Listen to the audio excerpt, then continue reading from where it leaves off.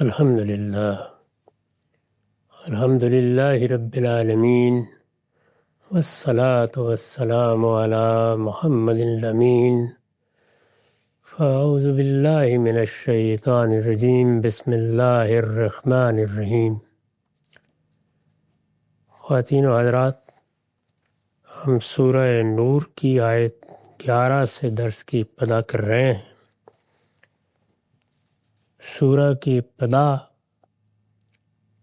زنا کے بارے میں اللہ تعالیٰ کے قانون کی وضاحت سے ہوئی، اسی کے ذیل میں قذف کا حکم بیان کیا گیا۔ اب اللہ تعالیٰ یہ بتا رہے ہیں کہ اس قانون کے نزول کا باعث کیا چیز بنی ہے۔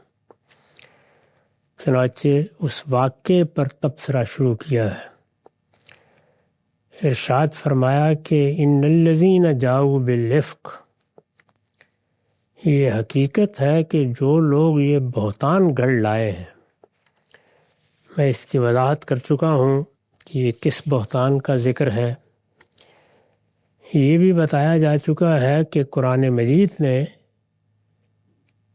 پہلے ہی جملے میں افک کا لفظ استعمال کر کے پوری شدت کے ساتھ اس بہتان کی تردید کر دی ہے۔ یہ بتا دیا ہے کہ اس میں کوئی حقیقت نہیں تھی، یہ ایک کھڑی ہوئی داستان تھی۔ جن لوگوں نے اسے گھڑا انہوں نے آخری درد کے ظلم کا ارتکاب کیا ہے۔ یہ حقیقت ہے کہ جو لوگ یہ بہتان گھڑ لائے ہیں، عصبۃ منکم، وہ تمہارے ہی اندر کا ایک گروہ ہے، یعنی کفار میں سے نہیں ہے، مشرکین میں سے نہیں ہے، اہل کتاب میں سے نہیں ہے، بلکہ تمہارے اندر جو لوگ منافقین کی حیثیت سے موجود ہیں، یہ بہتان انہی لوگوں نے گھڑا ہے۔ میں نے اس کی وضاحت میں لکھا ہے، یعنی بظاہر مسلمان اور تمہاری جماعت کے افراد ہیں، مگر حقیقت میں منافقین ہیں، جو ہر وقت طاق میں رہتے ہیں کہ تمہیں نقصان پہنچانے کے لیے اس طرح کا کوئی موقع ہاتھ آئے۔ منافقین کی سرگرمیاں مدینے میں کیا رہیں؟ پہلے مرحلے میں انہوں نے کیا طریقے اختیار کیے کہ مسلمانوں کو بھی نقصان پہنچائیں اور رسالت مآب صلی اللہ علیہ وسلم کو بھی؟ لیکن جب پے در پے ناکامی ہوئی تو آخری حربے کے طور پر پھر وہ سیرت و کردار پر حملہ آور ہوئے۔ اس میں رسالت مآب صلی اللہ علیہ وسلم کی اپنی شخصیت کو ہدف بنانا تو کم و بیش ناممکن تھا، اس کی کوئی راہ نہیں ملتی تھی، لیکن ازواج مطہرات یعنی رسالت مآب صلی اللہ علیہ وسلم کی ازواج خاص طور پر ان منافقین کا ہدف بن گئیں۔ یہاں بھی اسی کی جانب اشارہ ہے، اور آگے ایک پوری سورہ احزاب جو چوتھے باب کی آخری سورہ ہے، جیسے یہ تیسرے باب کی آخری سورہ ہے، امہات المومنین ہی کے معاملات کو زیر بحث لاتی ہے۔ اس میں یہ لوگ کیا کر رہے تھے، کس طرح کے منصوبے بنا رہے تھے، کس طرح کے اسکینڈل تراش رہے تھے، ان سے پردہ اٹھا دیا ہے، اور وہاں یہ اعلان کیا ہے کہ یہ لوگ باز آ جائیں۔ اگر یہ باز نہیں آئے تو پھر اللہ تعالیٰ بھی پردے اٹھا دیں گے اور ان کے خلاف آخری کارروائی کا حکم دے دیا جائے گا۔ چنانچہ وہی گروہ ہے جس کا یہاں ذکر کیا، ان الفاظ میں ذکر کیا، عصبۃ منکم،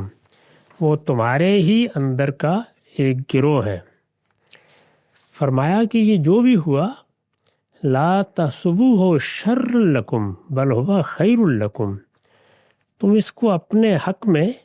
برا نہ سمجھو، بلکہ یہ تمہارے لیے بہتر ہے۔ یعنی مسلمانوں کو اللہ تعالیٰ نے یہ بتایا کہ منافقین کی طرف سے اگرچہ ایک بیہودہ حرکت تھی، لیکن اس سے بھی خیر ہی برآمد ہوگا۔ اس سے تمہیں کوئی نقصان نہیں پہنچے گا۔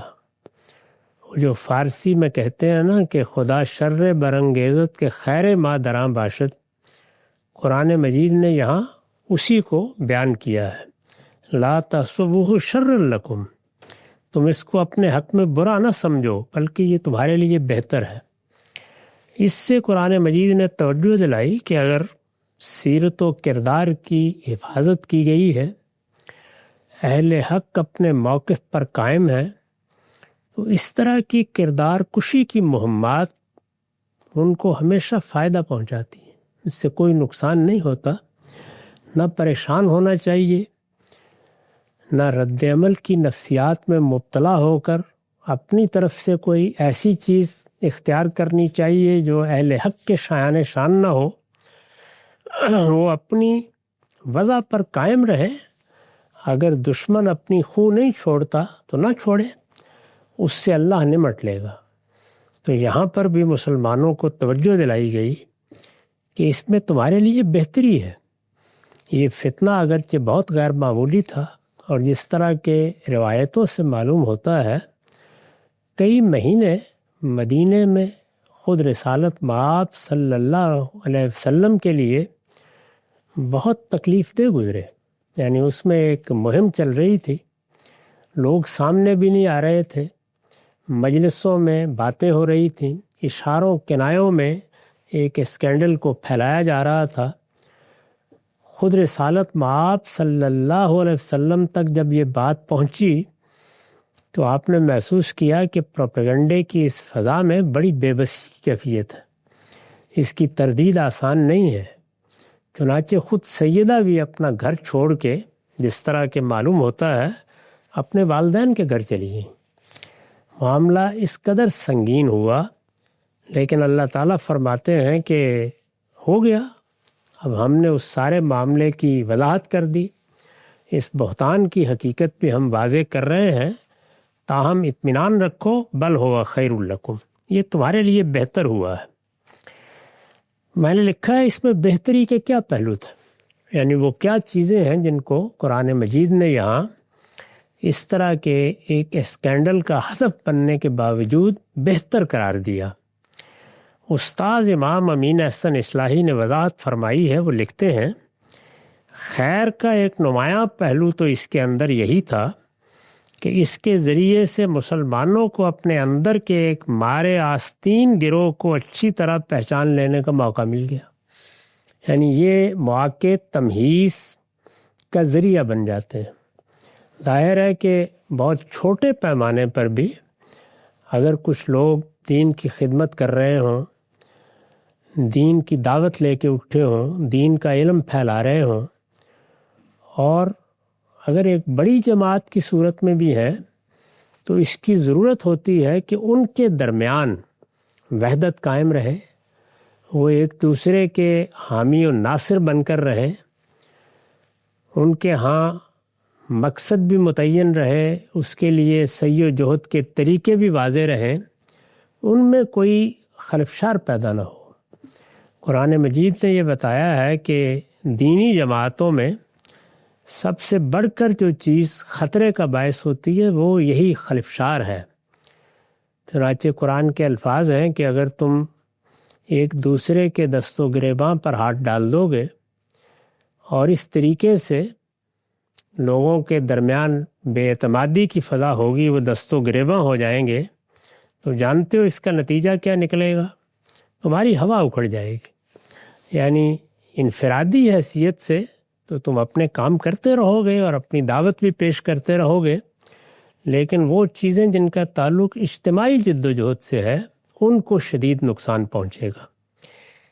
یہ صورتحال منافقین کے وجود کی وجہ سے ہر وقت خطرے کا باعث بنتی تھی۔ یعنی مسلمانوں کی چند ہزار کی جماعت تھی، لیکن اس میں بھی ایک بڑی تعداد ایسے لوگوں کی تھی جو دل سے ایمان نہیں لائے تھے، جو اندر سے کوشش کرتے تھے کہ نقصان پہنچائیں، اور انہوں نے ہر طرح کی کوشش کی۔ 10 سال کے عرصے میں، 10 سال کا عرصہ کوئی بہت زیادہ نہیں ہوتا، اس میں رسالت مآب صلی اللہ علیہ وسلم کو قتل کر دینے کی کوششیں ہوئیں، ایک مسجد بنا کر اس کو منافقت کی دعوت کا مرکز بنانے کی صحیح کی گئی، اس مسجد کو یہ معلوم ہے کہ بعد میں گرا دیا گیا تھا۔ اس طرح کے بہت سے واقعات ہوئے، اور اس میں ایک بڑا معاملہ جس کو خود قرآن نے موضوع بنایا ہے اور بڑی وضاحت کے ساتھ موضوع بنایا ہے، وہ رسول اللہ صلی اللہ علیہ وسلم کی ازواج مطہرات کے خلاف پروپیگنڈا ہے۔ ازواج مطہرات کے ساتھ اس پروپیگنڈے کی وجہ سے یہ فائدہ ہوا کہ جب وہ لوگ سامنے آ گئے ایک موقع دیکھ کر، تو یہ معلوم ہو گیا کہ یہ کون لوگ ہیں۔ اللہ تعالیٰ نے سورہ آل عمران میں یہ بتایا ہے کہ ہمارا یہ طریقہ نہیں کہ اپنے علم کی بنیاد پر ہم کسی کے چھپے ہوئے عیوب کو نمایاں کریں، یہ ہمارا طریقہ نہیں ہے۔ اللہ تعالیٰ ایسے معاملات میں وہ حالات پیدا کرتے ہیں جن میں تمہیز ہوتی ہے، یہی لفظ قرآن نے اختیار کیا ہے۔ یعنی جس طرح فرد کے کھوٹ کو دور کرنے کے لیے خیر و شر کے مواقع پیدا ہوتے ہیں، مصیبتیں آتی ہیں، تکلیفیں آتی ہیں، اللہ تعالیٰ مختلف مراحل سے گزارتے ہیں، اس سے معلوم ہو جاتا ہے کہ آدمی کا دعویٰ ایمان سچا تھا، جھوٹا تھا، اللہ تعالیٰ کے ساتھ وفاداری کے عہد سچے تھے یا جھوٹے تھے۔ تو جس طرح وہ چیز تمہیز کا باعث بنتی ہے، اسی طرح پوری جماعت کے لیے بھی اس طرح کے واقعات حق و باطل کو الگ کرنے کا باعث بنتے ہیں۔ تو اللہ تعالیٰ نے یہاں اس صورتحال کو خیر قرار دیا، تو اس کا ایک پہلو یہ تھا کہ جو لوگ چھپے ہوئے تھے وہ سامنے آ گئے۔ یہ معلوم ہو گیا کہ کون مخلصانہ طریقے سے مسلمانوں کے اندر شامل ہوا ہے اور کون رسول اللہ صلی اللہ علیہ وسلم کے ساتھ کوئی مخلصانہ تعلق نہیں رکھتا، بلکہ آمادہ خیانت ہے اور ہر مرحلے پر نقصان پہنچاتا جاتا۔ اگر یہ موقع نہ پیدا ہوتا تو معلوم نہیں اندر ہی اندر یہ سرطانی پھوڑا کیا شکل اختیار کرتا۔ یعنی اس طرح کی جماعت میں جو معرکہ حق و باطل میں کھڑی ہو، جس کو جنگیں درپیش ہوں، جو حملوں کی زد میں ہو، اگر منافقین کا گروہ اندر موجود ہے تو کسی وقت بھی کوئی غیر معمولی صورتحال پیش آ سکتی ہے۔ چنانچہ ایک طرح کا آپریشن ہو گیا اس کے نتیجے میں۔ اگر یہ موقع نہ پیدا ہوتا تو معلوم نہیں اندر ہی اندر یہ سرطانی پھوڑا کیا شکل اختیار کرتا اور اس سے کیا مفاسد ظہور میں آتے۔ دوسرا خیر کا پہلو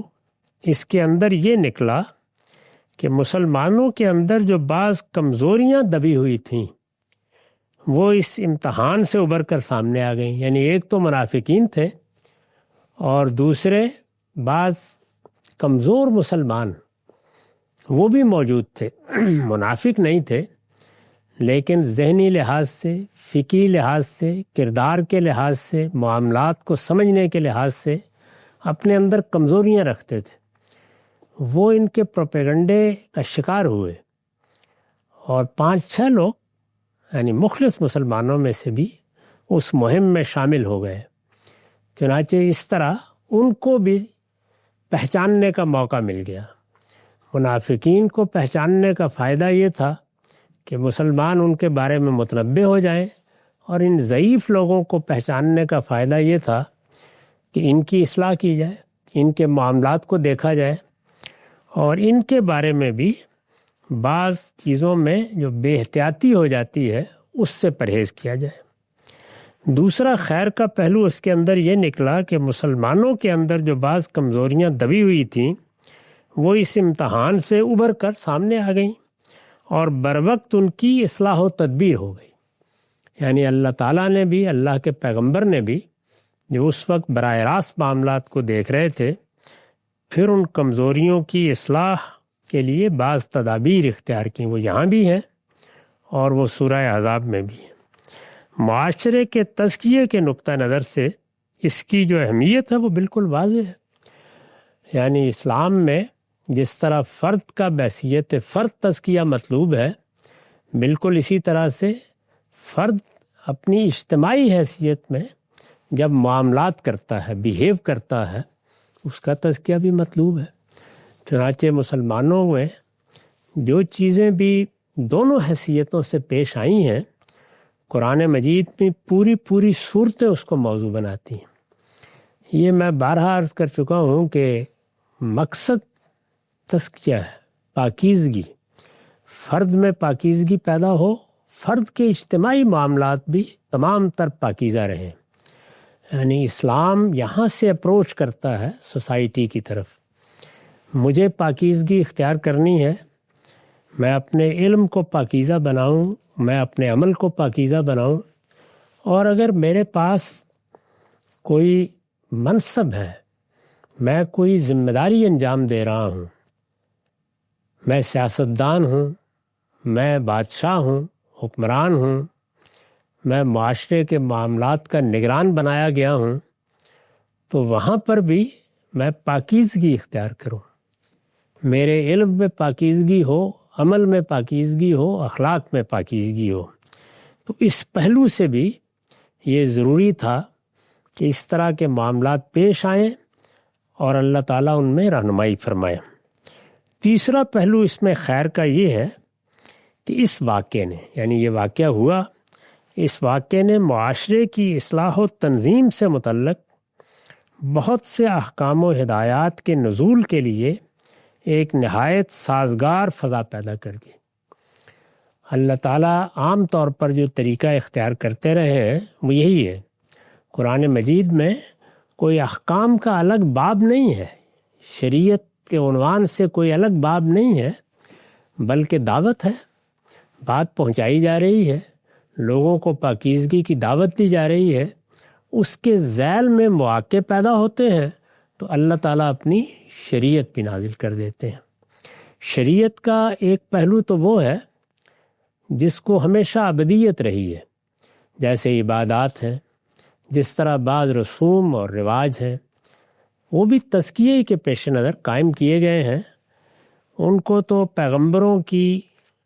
دعوت میں بنیادی حیثیت حاصل ہے، وہ سیدنا آدم سے لے کر ہمیشہ لوگوں کے لیے معمول رہے ہیں، چنانچہ انہی کو ہم سنت سے تعبیر کرتے ہیں۔ نبیوں کا طریقہ، سیدنا ابراہیم کی ملت، رسالت مآب صلی اللہ علیہ وسلم کی تقریر و تصویب کے نتیجے میں قائم ہونے والی سنت، تو سنت کا ایک جامع لفظ اختیار کیا جاتا ہے۔ میں اپنی کتاب میزان میں کبھی اس کو اسی لفظ سے تعبیر کرتا ہوں، کبھی نبیوں کی تعلیمات، کبھی ملت ابراہیم کی، ایک ہی چیز ہے۔ قرآن مجید نے بھی اس کو مختلف طریقوں سے واضح کیا ہے اور یہ بتایا ہے کہ یہ تو وہ پہلو ہے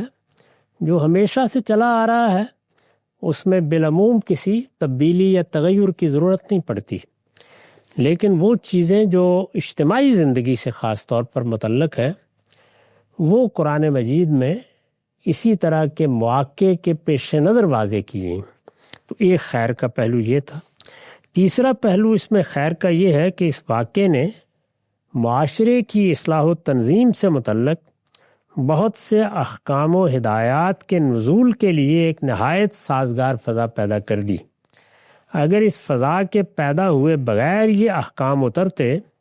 تو بہت سے لوگوں پر ان کی حقیقی قدر و قیمت واضح نہ ہو سکتی۔ یعنی آخر اللہ تعالیٰ نے مثلاً فلاں معاملے میں کیوں سختی کی ہے یا ان ہدایات کی ضرورت کیوں پیش آ گئی، تو یہ چیز واضح کر دیتی ہے کہ معاملہ کیا ہے، معاشرہ کیسے اس طرح کے معاملات کے مواقع سامنے لاتا ہے، تو عملی افادیت بھی اس سے واضح ہو جاتی ہے۔ چنانچہ یہ وہ بہتری کے پہلو ہیں جس کی جانب یہاں اشارہ کیا۔ اب فرمایا کہ لِكُلِّ امْرٍ مِّنْهُمْ مَا اكْتَسَبَ مِنَ الْإِثْمِ، ان میں سے ہر ایک نے جو گناہ کمایا ہے، پیچھے بیان فرمایا تھا نا کہ اُصْبَةٌ مِّنْكُمْ، تمہارے اندر ہی کا ایک گروہ ہے، اب اس پر تبصرہ کیا کہ ان میں سے ہر ایک نے جو گناہ کمایا ہے وہ اس کے حساب میں پڑے گا۔ یعنی یہ کوئی معمولی بات نہیں تھی۔ جن لوگوں نے یہ فتنہ اٹھایا، جنہوں نے یہ بہتان گھڑا، جنہوں نے اس کو اسکینڈل بنا کر معاشرے کو درہم برہم کرنے کی کوشش کی، جنہوں نے رسالت مآب کو اس کے نتیجے میں سخت اذیت پہنچائی، آپ کے گھر میں حالات خراب کیے، انہوں نے جو گناہ کمایا ہے وہ ان کے حساب میں پڑے گا، یعنی ان کا یہاں جتنا محاسبہ ہو گیا وہ قیامت میں بھی اللہ تعالیٰ کی بارگاہ میں جواب دہ ہوں گے۔ لِكُلِّ امْرٍ مِّنْهُمْ مَا اكْتَسَبَ مِنَ الْإِثْمِ وَالَّذِي تَوَلَّىٰ كِبْرَهُ مِنْهُمْ لَهُ عَذَابٌ عَظِيمٌ، یعنی جو جس حد تک ملوث ہوا ہے پہلے یہ بتایا کہ وہ بہرحال اس کے لیے جواب دہ ہوگا۔ ایسا نہیں ہے کہ چھوٹ جائیں گے لوگ، لیکن فتنے کا بانی، اور اس فتنے کا بانی جس نے ان میں سے اس کا سب سے بڑا حصہ لیا ہے، ظاہر ہے کہ جب کوئی فتنہ اٹھتا ہے تو اس کی کہیں سے ابتدا ہوتی ہے۔ اس ابتدا میں منافقین ہی جیسے کہ معلوم ہوا شریک تھے، لیکن خصوصی حیثیت عبداللہ بن ابی کی تھی۔ اس نے اس فتنے کو ہوا دی، اس نے لوگوں کو آمادہ کیا، اس نے اس کو اس طریقے سے پیش کیا کہ یہ بات بتانی بڑی ضروری ہے، اس پر متنبہ ہونا چاہیے۔ رسالت مآب صلی اللہ علیہ وسلم اپنی طبیعت کے لحاظ سے بہت کریم النفس ہیں، وہ بالعموم محاسبہ نہیں کرتے۔ ذرا اندازہ کریں گھر میں کیا صورتحال ہو رہی ہے، یعنی یہ خلاصہ میں نے کیا، اس طرح سے یہ بات پھیلائی جا رہی تھی، بظاہر ہمدرد بن کر، بظاہر خیرخواہ بن کر۔ اور اس فتنے کا بانی جس نے ان میں سے اس کا سب سے بڑا حصہ لیا ہے، فرمایا لہو عذاب عظیم، اس کے لیے تو عذاب عظیم ہے۔ تو یہ بتا دیا اللہ تعالیٰ نے کہ نہ یہ معمولی واقعہ تھا، نہ اس میں شریک لوگ ایسے ہی محفوظ رہیں گے، دنیا میں بھی ان کا محاسبہ ہوگا، قیامت میں بھی ان کا محاسبہ ہوگا۔ اور اس فتنے کے بانی کو تو یہ بات سمجھ لینی چاہیے کہ اس کے لیے ایک بڑا عذاب اس کا انتظار کر رہا ہے۔ میں نے لکھا ہے کہ روایتوں سے معلوم ہوتا ہے کہ یہ اشارہ عبداللہ ابن ابی کی طرف ہے۔ قرآن مجید اپنے اسلوب کے مطابق نام نہیں لیتا، اس نے اشارے کر دیے۔ عام طور پر جو واقعات روایت ہوئے ہیں یا اس زمانے کے حالات جب ہم پڑھتے ہیں تو معلوم ہوتا ہے کہ اس میں بانی کی حیثیت یا سب سے بڑھ کر حصہ لینے والے کی حیثیت عبداللہ بن ابی کو یہ حاصل تھی۔ روایتوں سے معلوم ہوتا ہے کہ یہ اشارہ عبداللہ ابن ابی کی طرف ہے، جو اس سے پہلے بھی اس طرح کے فتنے برپا کر چکا تھا، تو اسی نے یہ معاملہ کیا۔ قرآن مجید نے یہاں اگر سیدائی پر یہ تہمت تھی تو اس کی وضاحت بھی کر دی ہے، ہر پہلو سے ان کو بری بھی قرار دے دیا ہے، اور اس پس منظر میں جو قانونی ہدایات دینا پیش نظر تھیں وہ بھی دے دی، اور یہ بتا دیا ہے کہ اللہ تعالیٰ کے ساتھ عہد اطاعت باندھنے کے بعد، اسلام کو دین کی حیثیت سے قبول کرنے کے بعد، پیغمبر کو پیغمبر مان لینے کے بعد، بڑے جرائم اگر کسی آدمی سے سرزد ہوتے ہیں تو اسے معلوم ہونا چاہیے کہ ایک وقت تک کی اس میں رعایت ملتی ہے، پھر اللہ گرفت کرتا ہے۔ یہ جو اللہ تعالیٰ کی مقرر کردہ سزائیں ہیں، ان کا مقصد وہ نہیں ہے جو دنیا میں جرائم کی سزاؤں کا ہوتا ہے۔ دنیا میں جرائم کی سزائیں جرائم کو روکنے کے لیے، دوسروں کو عبرت دلانے کے لیے، معاشرے کو پاک صاف رکھنے کے لیے مقرر کی جاتی ہیں۔ اللہ تعالیٰ کے ہاں صورتحال اس سے آگے ہے، چنانچہ قرآن نے بتایا ہے کہ یہ سزائیں اس لیے نہیں ہیں کہ تم لوگ سزا مقرر نہیں کر سکتے تھے اور ہم نے متعین کر دی، یہ نکالم من اللہ ہے، یہ اللہ کے عقاب کا ظہور ہے۔ اللہ تعالیٰ نے اس دنیا میں جو قیامت برپا کر رکھی ہوئی ہے، جس میں حساب و کتاب ہونا ہے، اس کا نتیجہ جب نکلے گا تو وہاں جزا بھی ہے، سزا بھی ہے۔ وہ لوگ جو ایمان لے آئیں اور اس کے بعد اللہ تعالیٰ کے قانون، اس کے حکم کی خلاف ورزی کریں اور اس طرح کے بڑے گناہوں میں ملوث ہو جائیں، مثلا مسلمان ہوتے ہوئے شرک کا ارتکاب کریں، مسلمان ہوتے ہوئے کسی کو قتل کر ڈالیں، کسی کی آبرو کے درپے ہوں، زنا کا ارتکاب کریں، یہ بڑے جرائم ہیں، یعنی کبیرہ گناہ ہے۔ یہ فرمایا کہ ان میں سے بعض کی ہم نے سزائیں مقرر کر دی ہیں، اس لیے کہ دنیا ہی میں ان لوگوں کو یہ معلوم ہو کہ جب اللہ احتساب کرے گا تو اس کا احتساب ایسا سخت ہوگا، وہ غفور الرحیم ہے، اس میں کوئی شبہ نہیں، لیکن اس کے ساتھ شدید العقاب بھی ہے۔ تو یہ پہلو ہے جس کو واضح کرنے کے لیے، اہل ایمان پر واضح کرنے کے لیے یہ چند جرائم کی سزائیں مقرر کی ہیں۔ یہاں یہ بتایا کہ اس طرح کا معاملہ ہوا، اور پھر اس کے بعد ہم نے لوگوں کی اصلاح کے لیے، ان کو توجہ دلانے کے لیے یہ سب معاملات کیے ہیں۔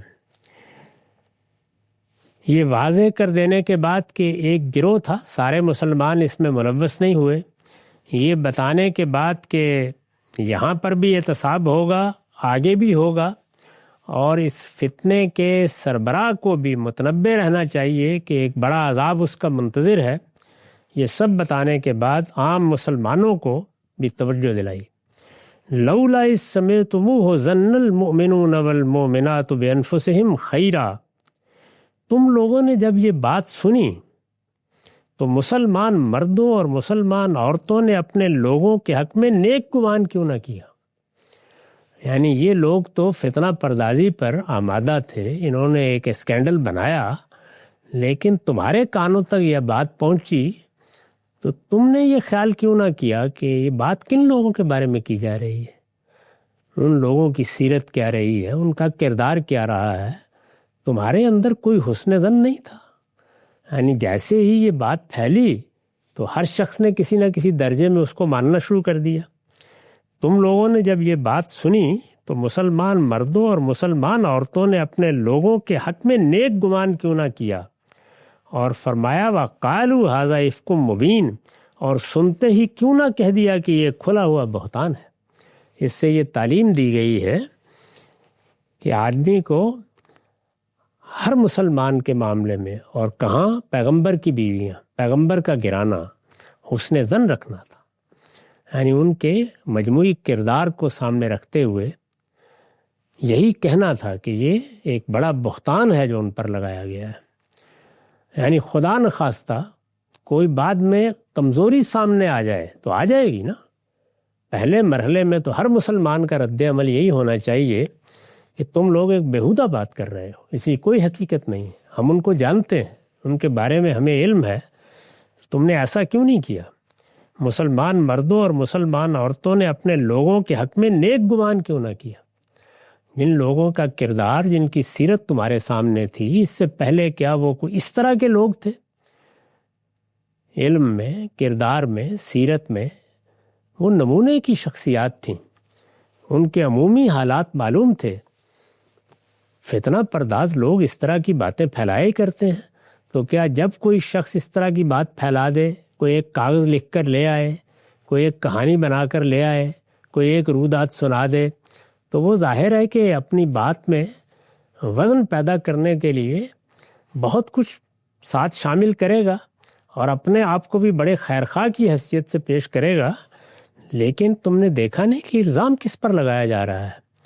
اور تمہاری زبان سے یہ بات نہیں نکلی کہ سبحانہ کا ھذا بہتان مبین، یہ کھلا بہتان ہے، یہ افک مبین ہے، یہ اسکینڈل ہے جو تم لوگوں نے بنایا ہے، پہلے ہی مرحلے میں اس کی نفی کر دینی چاہیے تھی۔ یعنی الزام لگانے والے کا کام ہے کہ وہ اپنے الزام کو ثابت کرنے کی صحیح کرے، یہ تمہارا کام نہیں ہے کہ تم کہو کہ اچھا ہو سکتا ہے، ہو اس کے پاس کوئی ثبوت، ممکن ہے ایسی کوئی بات ہو گئی ہو۔